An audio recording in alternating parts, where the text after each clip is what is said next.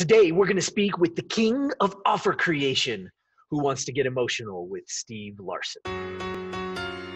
I've spent the last 20 years studying, teaching, and coaching people to find their greatness and take their lives to the next level.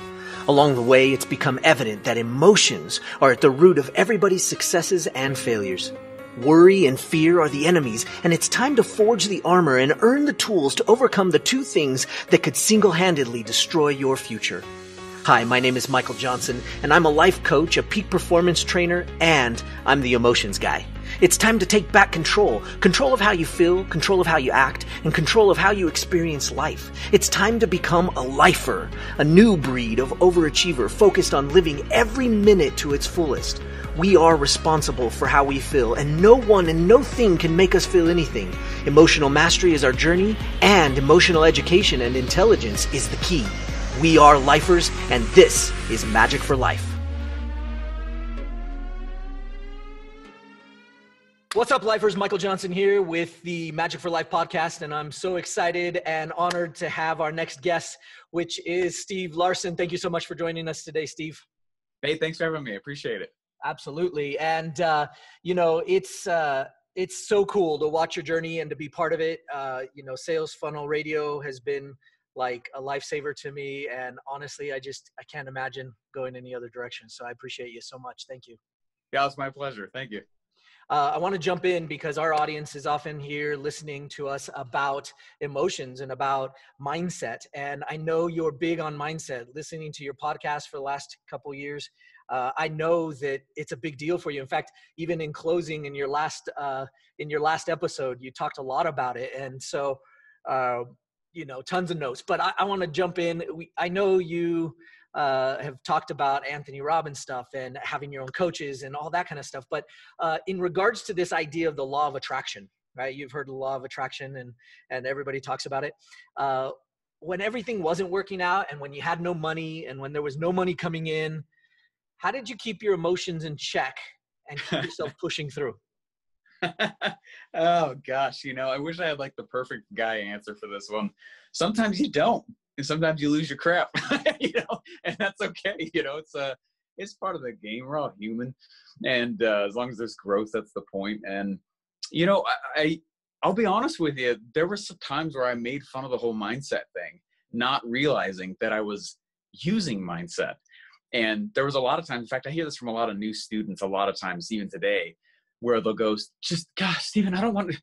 All right, enough on the mindset thing, all right? Just give me the formula. Like 1 + 1 is 2. Like, what is the formula? I can worry about the mindset stuff later. And I was kind of that thought for a while. And I was like, just tell me the thing. Like, what do you mean mindset? And I just total honesty right there, And then probably about a year or two into trying stuff, I was like, I've noticed that when I'm thinking a certain way, I tend to behave better and I actually have more success, and like it just was this unraveling process for me. And then eventually it was a major realization, like, holy smokes, like this is more than half of the game, the way I think, So I don't know. I have a few tricks though. I use them routinely. In fact, I had to use a few a week ago, there's something we launched and it went okay, but I was hoping to be better. And I had to use kind of a process that I kind of created for myself that kind of is, I don't know, it's my own, comes from several things, but so by no means am I a guru on this topic, but it is something that I've had to really think through. I do a lot of meditation now. Have you ever seen the Aura? Yeah. Or not the Aura, the Muse. Sorry, the Muse headband. Yeah. Yeah, that thing's amazing. Really? I mean, I calmed the storm, because of that thing. It taught me how to meditate. It taught me oh my gosh. Alex Sharfin told me to go use that. So I started using that and I was like, meditation, I don't know. Just total honesty, I wasn't really a believer in some of those things. I started doing it. I was like, I can think more. My creativity is higher. Like, what? This is the gold. This is the stuff, And I started going into it more. And I was like, holy crap. And I am far more into meditation now. And I'm far more into just sitting in silence, and getting into that delta state, brain waves, and most of my good ideas come like that. And I know I'm totally on a rant right now, but it's been a big thing for me to go through and and calm the storm. So Awesome. That's awesome. yeah. So, I believe in this idea that what you focus on, you get. And so, Amen. you Yep. put your focus in and you get what you focus on. Over the last 5 years, what's been your primary thing to focus on, and how did you maintain that focus? Yeah.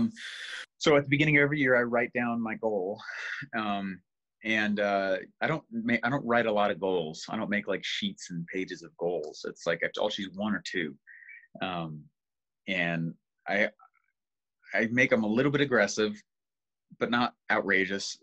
And then what I do is I just plan backwards, and I say, hey, this quarter, this is what I have to get done to hit this yearly goal. This month is what I have to do. This week's what I have to do. This day is what I have to do. And I do that for myself as well as my team. And that's how I stay focused on all the stuff. But I do lay on my floor and I listen to motivational videos and I envision the goal and I meditate on the goal and I think about the goal and what it's going to be like when I get handed, another 2 Comma Club award. What is it going to be like when I get this? Like, oh, this is what it will be like because it's happening, and I really do that a lot now. And it's a huge part of it. I love that. That's, I don't think people believe, like, sometimes I don't think people believe that that's like a thing. Like, oh yeah, people say they do that, but they don't really do that. And I'm like, no, you really do that. It's so cool, man. Like, okay, there was like, they hooked up these Olympians to these brain scanning things, and Yeah. they had them go do their event mentally. Mm-hmm. And then they kept the brain scanning things on, and then they really did the event physically. There's no difference in brain signal. Your brain has no idea. And when I started realizing that, this years ago, and I learned that, but I was like, wait a second. So I can get on stage every single day, basically, right? I can win another 2 Comma Club award every day. My brain doesn't know the difference. I can actually practice and flex and do these things. And so the next time I am on a stage, or the next time I am doing a podcast episode, I've done it so many times, way more than the actual times that I have. That's huge. It's the same thing is true the opposite. I'm not good enough. I'm not smart enough. I'm not going to be. You will literally manifest that as well. Yeah, totally. So speaking of that, like, we talk about worry and fear being 2 of the most challenging emotions that we deal with in terms of managing and controlling them on a regular basis. How have you learned to manage and control worry? Yeah, good question. Okay, so here's my little process I alluded to before and got on a little rant. Squirrel. So I don't believe the point of my existence is to be a robot. We're human. We have emotions, which means you're going to be emotional sometimes. And so my first step, whenever something's hard or challenging or there's anxiety, I always get anxious before I go on stages. I always feel fear. Which always surprises people when I say that, but I get legitimately scared. It's not like I'm kind of nervous. No, I get freaked out. I'm like, oh my gosh, what am I about to go do? I'm going to stand on the stage and all these people, what if I say something that's dumb? Oh my gosh, what if I pick my nose up there? You know what I mean? Like this could be the beginning of the end, like kind of like this thing that spins off. And so what I do though, is I take a moment to feel whatever I'm feeling. And so if I'm feeling fear, I actually want to get scared beyond I want to get freaked out. Not that I'm trying to lean into it, but I want to not shun it, right? Otherwise I'm going to bottle and that's not good. I don't think so anyway. So I sit there and I feel the fear, or if I'm excited, I want to feel the full weight of it, what it means to be excited. So that's step number 1. Step number 1, I call it feel the feeling. Just feel it. The second, after a while, I don't know, it's never like a set amount of time. Could be 5 minutes, could be 5 seconds, could be 5 months. But like after I felt the feeling, I do step 2, which is, so feel the feeling. Step 2 is I recognize that I'm not the feeling. I take a moment to realize that I am not my feelings. My feelings are my feelings. I'm me. And that separation right there helps me realize it actually downplays the fear or the anxiety or the worry. That second step is a big piece for me because what it lets me do is number 3. The third step is I need to create some sort of momentum. And so what I'll do is I need some small wins. So if I'm feeling the feeling, but I'm not the feeling, okay, like I come up with a plan and I start creating small wins. so there's some kind of movement, because I can't feel like I'm being stuck in the mire, otherwise, I'll start believing things that just aren't true. That's kind of how I do it. That's kind of my process, that separation. Awesome. Yeah, no, that's awesome. I think one of the things that I've always appreciated by your listening to your podcast is inevitably, even through your strategy, I still get a ton of tactics, and there's always like, oh, I gotta go do all that. All right, I'll be back. I gotta go do that. let me pause this. I'll be back in about an hour. But that's awesome. I love that, and it's something that people could put to use right away and get going on and utilize it, even if it's just for going to work or talking to their boss, which a lot of people freak out and worry about. So I want to jump into, a lot of times you hear these things like, oh, we're going to do our speed round. Well, I want to talk about emotions. So, oftentimes you'll get really vulnerable on your podcast, and you've been through the whole journey with us from the start till now. And we've been able to watch you grow and turn into the amazing person that you are, which I believe you were when you started. You just had to find it. This little fast thing, I just am curious about the emotions that come to your mind. So we'll call it your Steve's go-to emotions. Yeah. Okay. Or your limiting emotions. So I'll name a topic and you name your go-to emotion and then your limiting emotion, right? All right.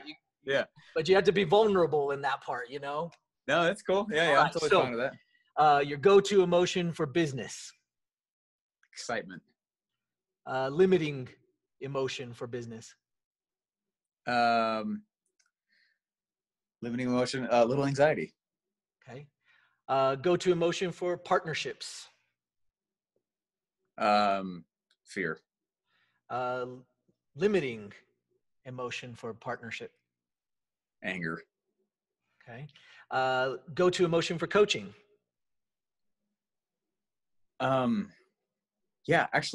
Desire. Cool. Limiting emotion for coaching. Feeling too vulnerable. Yeah. Your go-to emotion for your relationship. I'd say desire also. Okay. And limiting.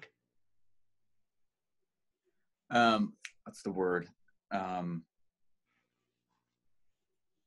Oh my gosh, what's the word? I'm trying to think of the word for it. Limiting emotion for relationship. Insufficient. Okay. And one last one, your go-to emotion for your kids. Playfulness. Okay. And limiting. Insufficient. Awesome.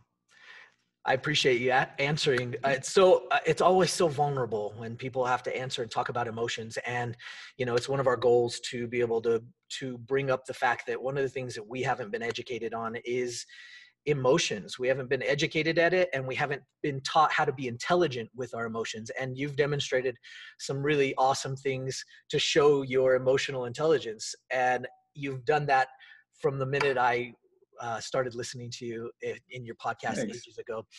For all of our lifers out there that are listening in our clan, I put together a cool little free opt-in forum, because in light of going through OFA with you the very first time, you said, you got to leverage what you got. So I went through all of your old podcasts and pulled out all of the best ones on mindset and put them together in a playlist. So all of my listeners, all my lifers out there, or anybody who's listening, can go to magicforlife.com/Steve and get the playlist of all of Steve's best mindset issues. And of course, you should go listen to his entire podcast, even though it's over. It'll still be up for a while, I'm assuming. It'll always be up for sure. Yeah. I mean, people, you guys are going to get so much out of it. I mean, it was hard to pick which mindset one I was going to use. But honestly, go do it. Go listen to his podcast. He's amazing. And you just can't go wrong. And honestly, he's got some cool projects. Is there any other projects you wanted to tell us about before our time is up today? Yeah, actually, with all the economic times that are going on right now, it's interesting. You find out what you're made of based on your knee-jerk reactions, not on your planned reactions. And so if there's things that are going on, like there's stuff that's go hard right now, but man, this will happen again in another 8 to 12 years statistically from right now. It's just going to happen again. And so I've told my audience, and you've certainly heard this as well, I would rather learn to be sipping chamomile tea in the middle of a hurricane, in the middle of a war, dancing in a tornado, than wonder what could have been. And that's really big. And so where things are going on right now, it's a practice round. It's a flexing. It's not that there's any room to down yourself or say that you're not good enough or, oh, woe is me. But it's a reflection. It's a mirror of what's happening right now. And so I'm not downplaying the situation economically at all, but to take a moment and sit back and say, what is it that my knee-jerk reactions have been to this fear? Well, is it fear? Is it anxiety? What is it? And this becomes a mirror and shows you your current state. So we went in and we created a cool summit. It's free, called Your Final Offer. And the purpose of it was to help people think through, if you could only sell one more thing that needed to fund your whole life, what would it be? And it's free summit, a lot of really amazing responses to that. Great education. But it's yourfinaloffer.com. Probably be the other place to go.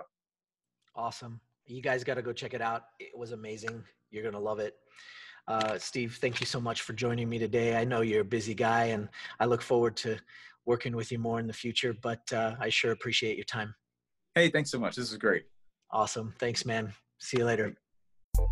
Hey, lifers.